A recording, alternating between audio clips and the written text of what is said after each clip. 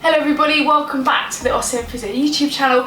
Today we are kicking off a new series. So our latest series is all about why we get pain in different areas. So starting or kicking things off, we're going to be starting with the shoulder joint.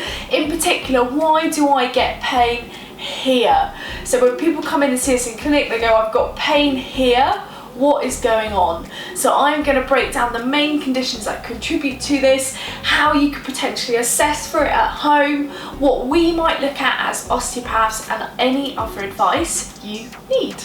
Your shoulder joint is an incredibly mobile joint. So your GH joint is incredibly mobile. So what it does in order to have that mobility is it relies very heavily on the surrounding soft tissue structures, for example the rotator cuff muscles and the ligaments and the surrounding attachments blending around the GH joint. Therefore, if we have an injury, it is incredibly common that these structures are the ones that are involved with pain. So we're going to break down into each bit. So if someone comes in, they say, I'm getting pain around here. In terms of the anatomy, one of the first things it could be is subacromial bursitis. So subacromial bursitis is your bursa, which is a fluid-filled sac around the front of the shoulder here, sitting within your subacromial arch, which is a gap around the front. It sits there all the time. If you're doing stuff where your shoulder is dropped forward, or you're leaning forward, or you're reaching, what can happen if that's done repetitively, or if there's a big traumatic onset into the shoulder, the bursa can inflame.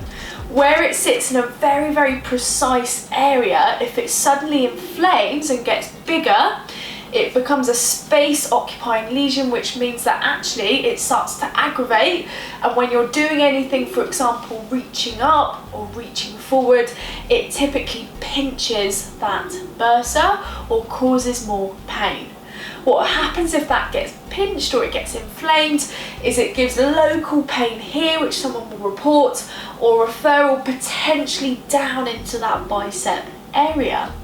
One of the things you can do to test it, so obviously we would do lots of stuff as osteopaths, but one of the things you can check is to lift the arm up and take it across the body. So that's the first thing. What you'll probably find is as you come up with the arm, you'll probably really struggle to lift it up high without aggravating soreness.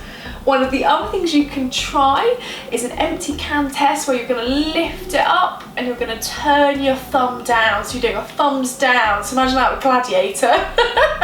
Caesar putting his thumb down. So you're literally lifting up and putting down. That normally is incredibly tender, and then you can add a little bit of resistance, and normally you can feel that into that bursa area.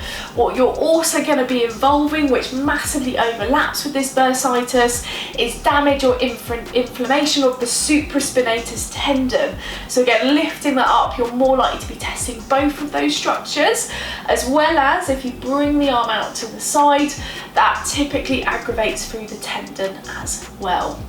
Key things that you want to have a look at is seeing how you can reduce that amount of inflammation, and what I will do for that condition, because obviously we're not covering it in this video, is I will link below to our full 5-minute subacromial impingement routine. Next up, that can be involved with pain around this area, is the long head of your biceps tendon. So you've got your bicep muscle here. What happens is you've got different attachments. You've got the long head, the longer attachment that actually goes inside the shoulder and blends with the labrum, which is a cup inside the shoulder that helps with that congruency of movement. It's very common if someone's aggravated, inflamed or damaged their long head of bicep to not only feel pain around the front, but potentially, depending on the grading of the injury and how severe it is, to get clicking and locking and grinding and catching deep within the shoulder as well. So really, really common. It can be seen with lifting injuries, and again, same office worker leaning forward, that repetitive pressure through this area can also cause soreness into the long head of the biceps. One of the tests that we would do as osteopaths is speeds test. So what we do with this is you'd have the arm out straight, because then you're really isolating through that long head. What you would do is you would lift it up, but you're actually adding a tiny bit of resistance as you lift up. So if it's quite severe with the pain, you'd probably find doing this is plenty, and it would probably be incredibly sore. But also if you add a little bit of resistance, you're loading extra pressure into that long head of the biceps tendon, which can of course trigger pain.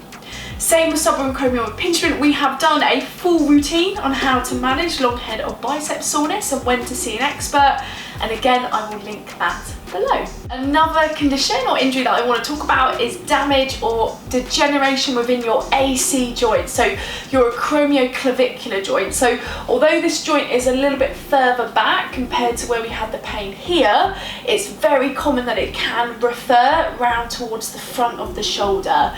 Typically with AC injuries, so if we're thinking rather than laxity, wear and tear, so degeneration into this joint, someone's normally had a history of repetitive trauma, so we're thinking, I don't know, rugby player going into a tackle, any fracture of the clavicle, because obviously your AC joint is made up of the acromion of the scapula and your clavicle, your collarbone coming in, so any damage to either of those can impact it. Any repetitive overhead stuff, so someone's a painter, a decorator, or they've lifted through, they're compacting through here or reaching across. Like any joint, if you do that repetitively over time and you're not relaxing or stretching the area, that can predispose stiffness, wear and tear and soreness over that joint. What we normally find is during an assessment, we'll push down over that area and it's normally incredibly tender. If the person lifts the arm up and you can normally feel it clicking and grinding, that's normally incredibly tender, because as you lift up, you close it, and then as you're turning, you're rotating the clavicle, the collarbone, and you can normally feel that over the AC joint. People typically present, like I said, pain, but normally stiffness and soreness. Daily pattern, you normally wake up in the morning, it feels really stiff and sore into that joint.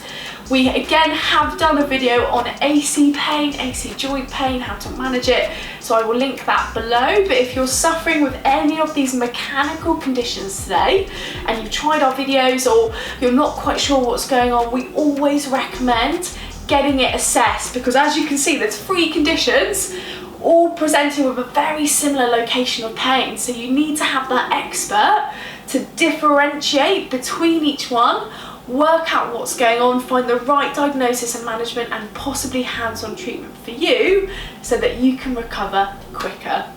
And as with all of our videos, we would love it, any feedback. Feel free to like and subscribe below, and we will be continuing with different areas of the body through this series.